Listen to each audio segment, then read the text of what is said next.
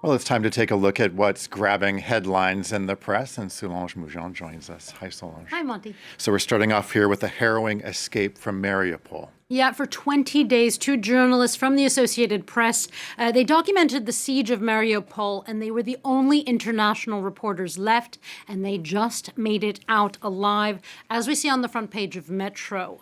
They were helped by Ukrainian doctors and then soldiers to first hide and then escape after Russian soldiers actually barged into a hospital with with a list of names, including theirs, demanding, quote, "Where are the journalists for F's sake?" Now, it is a terrifying account that through images and testimonies show how very scary, brutal, and chaotic the war is, not just for journalists, but above all for civilians caught in the crossfire. Now, what the AP journalists documented is in a certain way a gift of sorts, a way of showing in a small way what is happening in Mariupol and impeding in a way the impunity of such horrors from occurring without anyone knowing.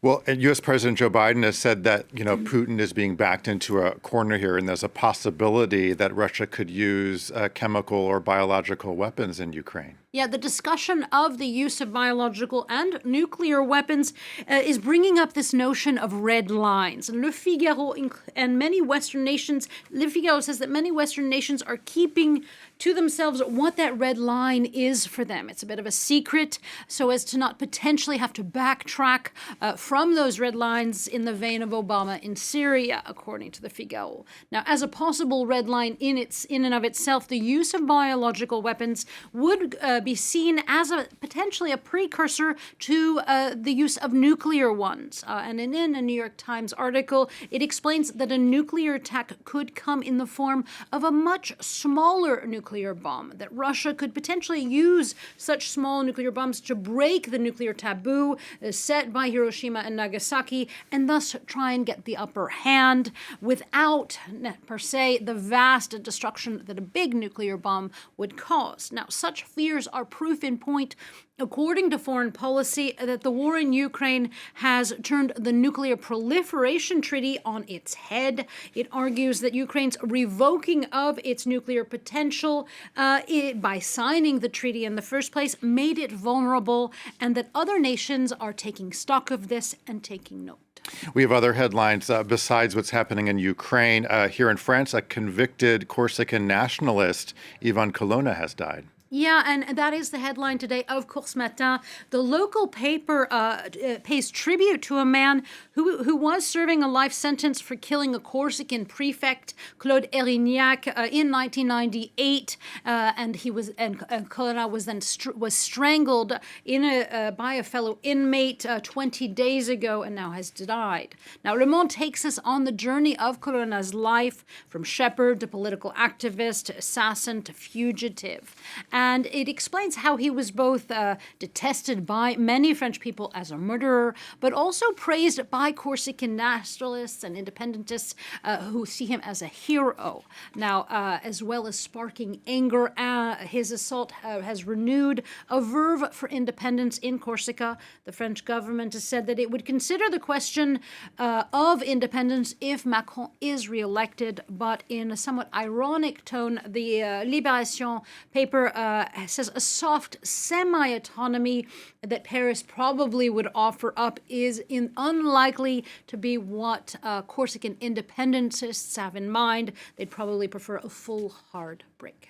And in the U.S., the big story has to do with Ketanji Brown Jackson, who is now in a second day of confirmation hearings. Yeah, Judge Jackson, if confirmed, would be the first Black woman justice on the U.S. Supreme Court, and she has, as the Washington Post shows in a comparison chart, a high level of qualifications. Some of her trajectories, her chart is the yellow one with the long line. It fits all the boxes. According to the Post, she has had a similar trajectory as other justices, but she also has had less common career experiences on district courts and, importantly, as a public defender.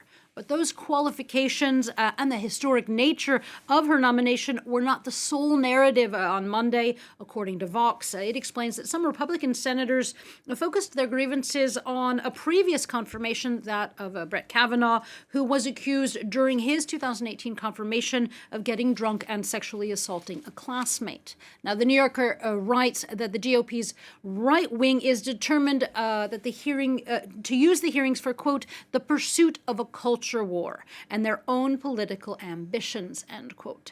And as Michael de Adder shows us in his illustration, it was beer drinking and not Judge Jackson's qualifications that welcomed her hearing in. We'll have to see if that changes in the coming days. Okay, and finally, Solange, you found a couple of articles on monkey business. What's this about? Yes, and quite literally monkey business. The first article is from Mashable. It tells us of a naughty little chimp in a zoo in China who was caught on video throwing a rock at a visitor. What happened next made the video go viral. An older chimp, potentially a parent, we don't know, scolded the younger one by hitting the monkey with a stick. Mashable tells us that the video has sparked debate about whether the adult chimp took things too far. Perhaps he could have just talked it out with the youngin, or at least found the right sounds, which gets me to the next article. The Guardian tells us that orangutans, in this case, not chimps, are avid users of slangs. Studies have found that they actually integrate and create new sounds to show off their coolness, a sign, at least when it comes to communicating, of their rebel nature. I have no response to this. Orangutans are cool. Yes, So exactly. Thank you, Solange, so much. For another look at today's press review and past editions of Press Review, just go to our website, france24.com.